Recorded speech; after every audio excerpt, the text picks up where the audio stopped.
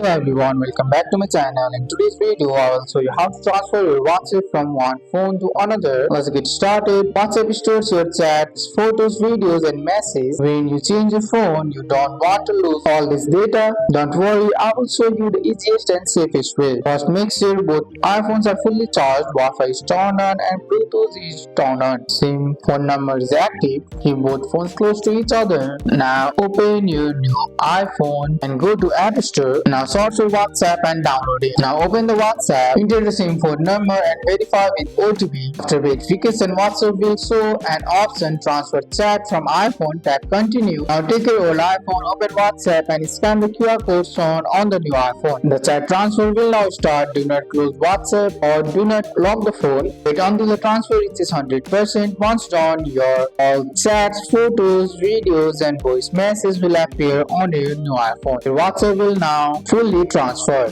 And that's it. This is how you can easily transfer WhatsApp from one phone to another using just an iPhone. That's all for today's video guys. I hope you guys like this video. If you found this video helpful, drop a like, subscribe for more videos. Thanks for watching. See you in the next one.